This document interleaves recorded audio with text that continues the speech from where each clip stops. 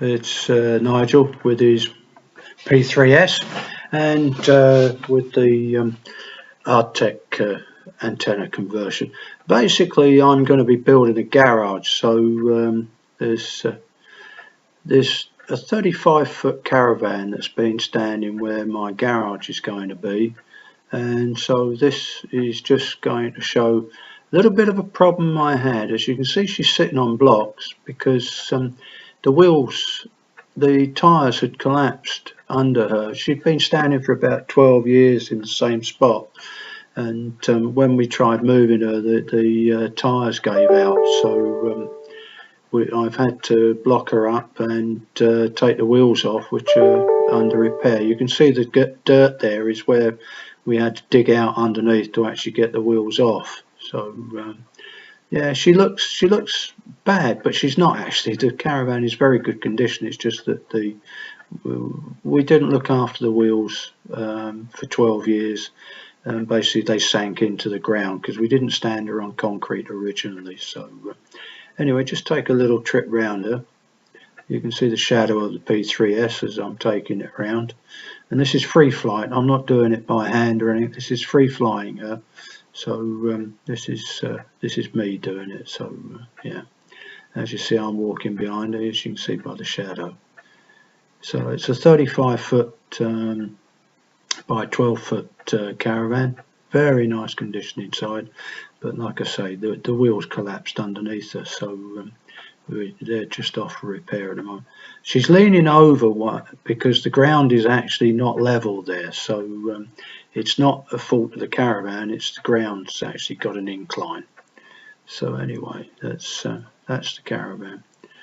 Beautiful summer's day, sunny day after such a long winter we've had. So terrible winter we've had. It's not so much cold and not much snow, but just long.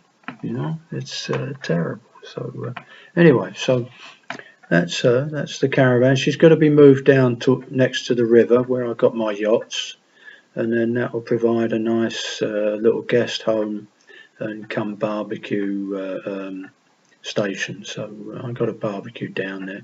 Over there you can see where the blocks and the ground is where she stood. So we'll just miss the post. So that's an old lamp post that used to stand. So that's where she used to be, and yeah, you can just see my drive. That's my drive. Yeah, it's a long one, so yeah, can be a bit of a pain in the winter when it gets wet and everything. Anyway, there's the area where the caravan used to stand. So you can see it's set down a bit from everything else, and yeah, so we had a bit of a problem getting her out, but she came. So just got to renew those wheels. Yeah. So anyway, right. So I think just coming up to where I'm going to go up and have a look around. So yeah, just another look. It's not so easy moving these caravans when they've been standing for a long time, you know. So anyway, needs a bit of a clean up anyway. So, right, so let's see what we can do. So up we go, turn around. Let's go and have a look at matey, my next door neighbour who's building his house. Let's see if we can miss the tree. Oh, yeah. As you can see, the trees are just starting to come alive again. And yeah, so that's Vistus. That's our new neighbour. And he's building his own house, just come back from the UK to Latvia. So we'll just go over and have a little look. So he knows I'm above him, so he knows I'm videoing, so I'm not so rude as to intrude on people. So yeah.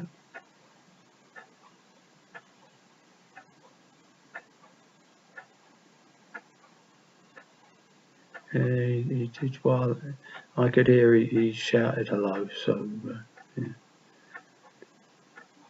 It's not a bad little place to have a house, because he's close to the river, and he can always have access to the river through my place anyway. So okay, let's pan on out. And this is the damper end of Ventspils, where there's a lot of residential development going on. A lot of land for sale. It's not cheap, it's quite expensive, but of course you've got the river and you've got so much available around. So you can see that's just my front garden. So 14,000 square meters I've got, so 3.5 acres basically, and about 50-55% of it is in front of the house. So I got a large amount. So anyway, we're going out towards the main town, and towards the seafront actually, but we won't get that far because it's about 3 kilometers, 3-4 kilometers from where I am. So anyway, just passing over the new, you can see the houses being built, the new development. Nice little properties, it's nice little area to be, and once a few more houses have got in, and yeah, it's gonna be a good place to be. So yeah. So we're getting close to the Caldega Road, which is the main road from the town of Ventspils through to Caldega, and getting close to it. These are all old kitchen gardens and this sort of thing. So okay, there we go.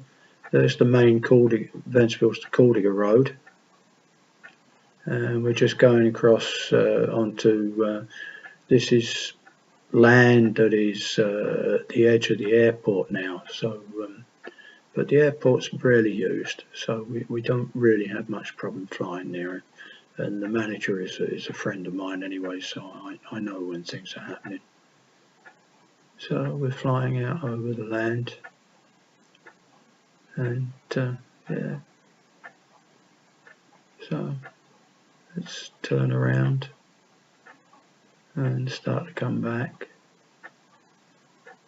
I should really have turned the camera up a touch. I had difficulty seeing the screen on the tablet, because even with the sunshade and anti-glare screen on it, it's still difficult to see in sunlight. So anyway, so coming back, we're about 700-800 meters from home. So I think this flight we got to about 1,000 meters. So this is coming up Terrauda Street.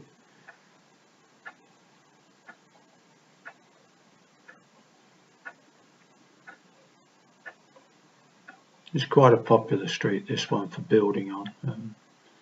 It's nice. It leads straight off the end down a dirt track straight to the river. So I actually used to fly my model aeroplanes here, but of course with the building work going on now, it's cut it. So this left. No, sorry. Yeah, carry on. This is actually the area I used to fly now, where they're building. So it's a bit difficult for me now with their building and everything. So we've got the old railway line used to run along there.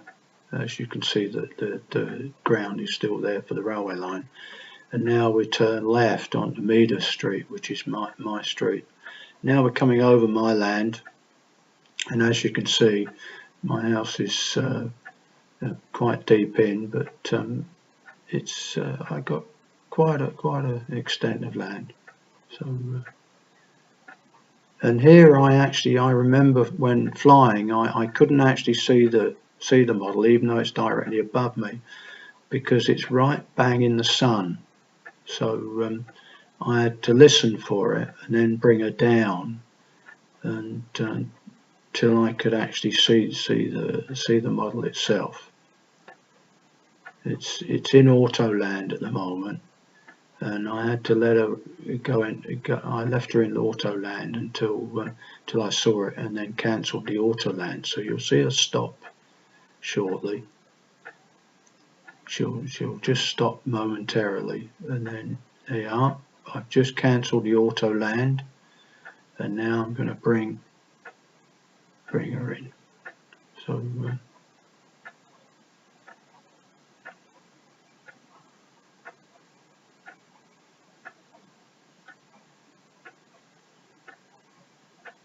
that's my barn, which is actually a big store at the moment. So so I'll bring her in down, and that's my old Belarus tractor, 1980 I think it is. So she's quite old. The containers are from work I've done before. The trailers there are from boats I own. I've got various boats.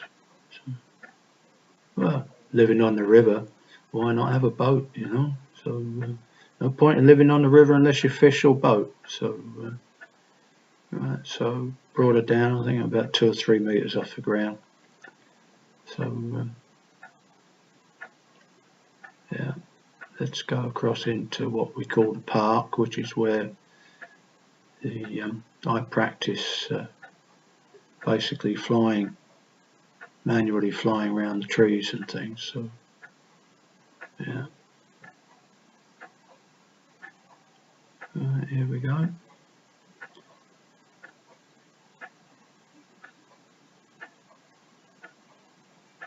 So let's go in amongst the trees.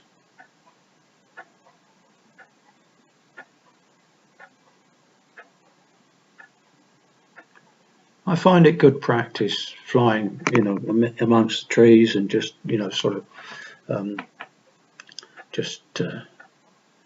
maneuvering around them, even if it's stop start, it doesn't matter. It gives you practice in actually bringing the model round, putting it in the actual direction you want. It teaches coordination. It teaches how to be in control and not just react to what the model does. I know the Phantom actually virtually flies itself. You know, it's got the auto hover, it's got all this stay in position and return to home and everything.